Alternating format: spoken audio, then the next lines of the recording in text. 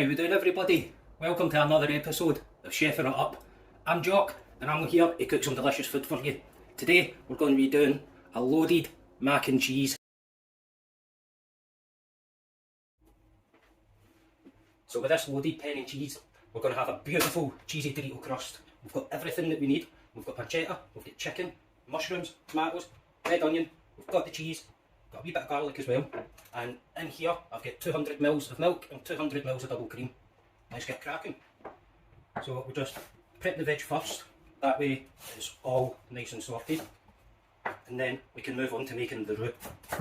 And then, once we've got the roux on the go, it'll be absolutely beautiful. So, that's the red onion done. With the mushrooms, take the stem out. We're going to keep them, we're going to use them. So, chop that in half, chop that in half. Lie them flat so they don't wobble around. And then we're just going to chop them up nice and fine. And do the same with these two.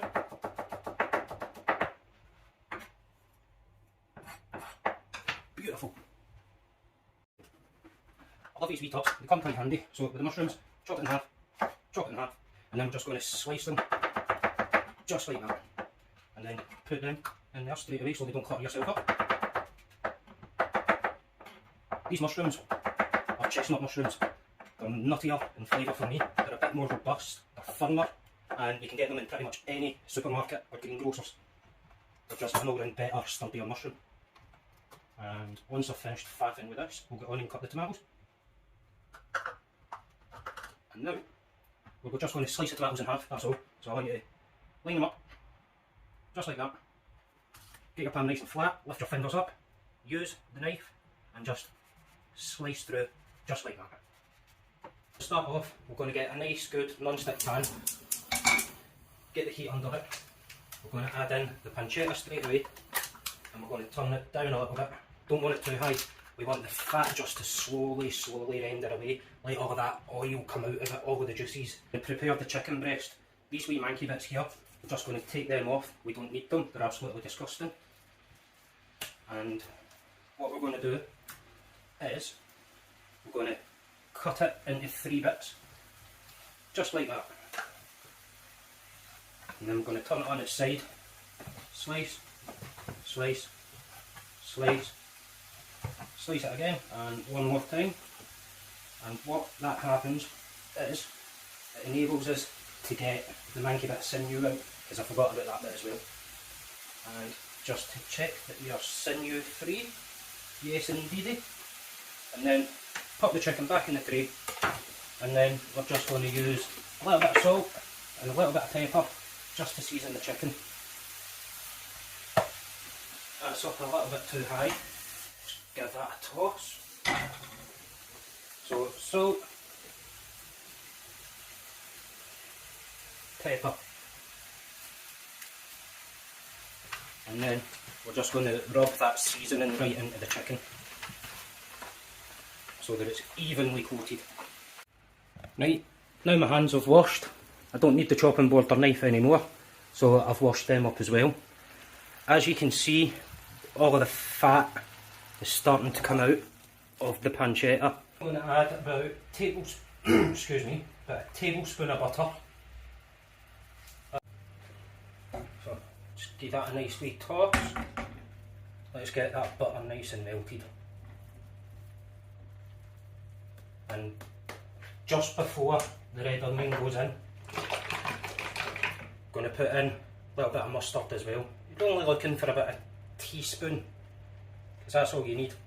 I prefer using this mustard because it's nice and sweet. You can use whatever mustard you like, you don't need to use mustard, but it just helps bring out the flavour of everything. So we're going to add in the red onion first. Give that a wee toss around.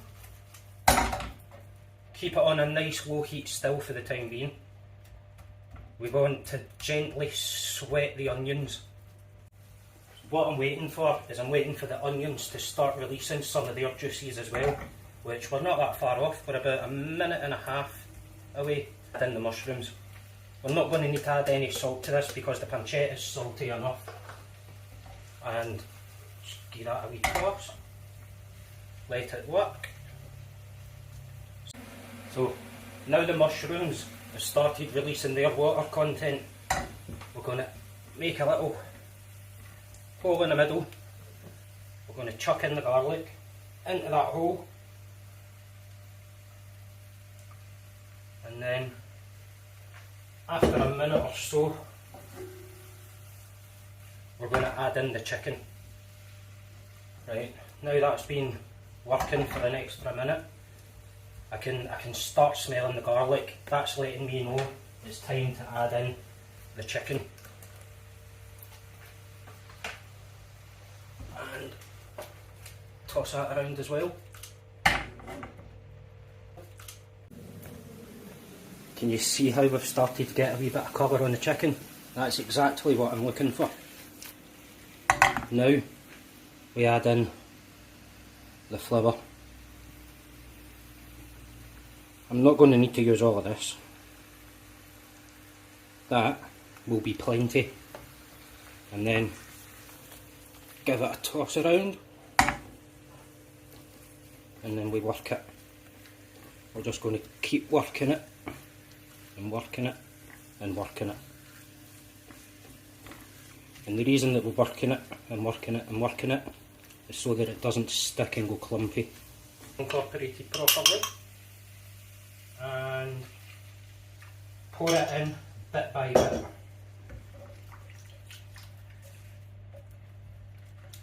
You don't want it all in there at once, and we're just going to turn it up just a wee bit.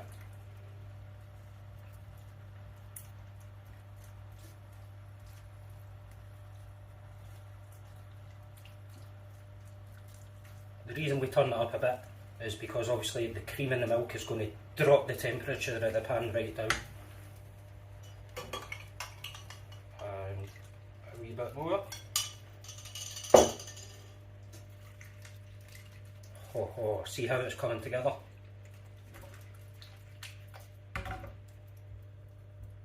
Right, time to get this pan on a heat. I've already got the water in the kettle boiled. And then once that's got a little bit hot, we're going to add in the pasta. That pot's hot enough now for the water.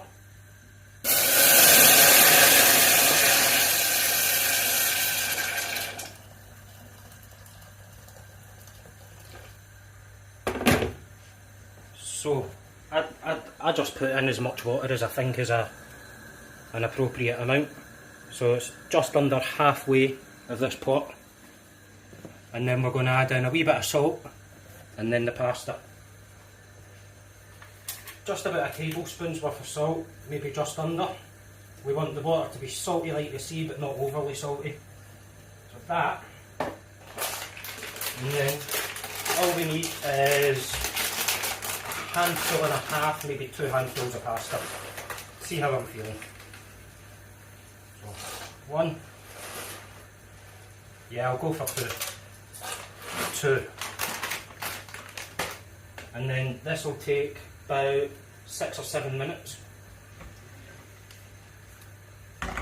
Good. As you can see, we're thickening up, so time to turn it down again, because we don't want it to just constantly keep bubbling and bubbling and bubbling and bubbling. Now add in the baby plum tomatoes, not too many, just enough. And then once they've got a nice wee bit of heat through them, we add the cheese.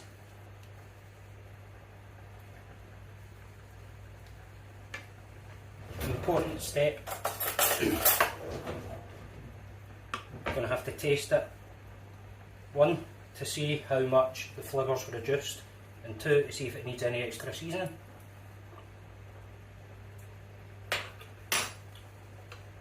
Wee bit of salt. Just a touch. So, just a sprinkle, a pinch. Mix that in. Now, add in the cheese. Don't worry, we're going to grate more to go on the top as well. So I just want to get that in. The pasta is ready to come out. Take it off the heat. just grab it, scoop it, because this pasta water that comes with it is going to help enhance the flavour. And that's all it's about, is flavour enhancement.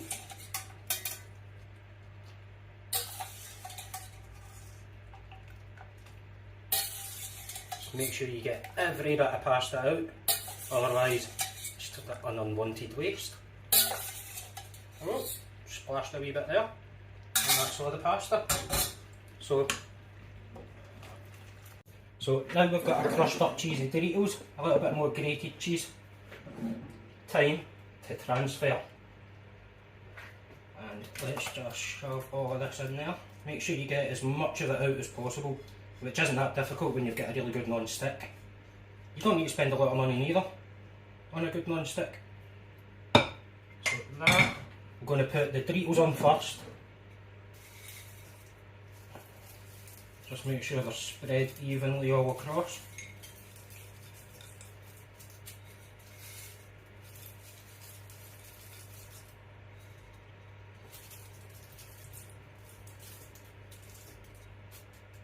And now we add more cheese on top.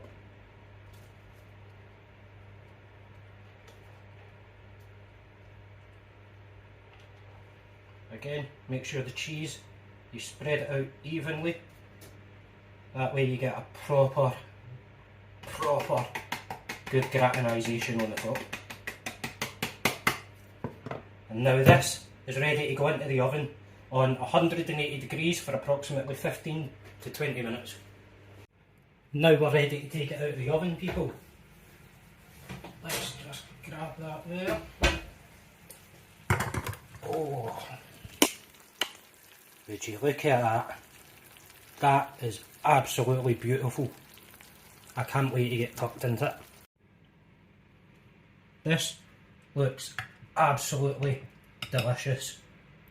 Can't wait to get tucked into it. Right, I hope you have enjoyed, and I'll see you next time on Chefing It Up.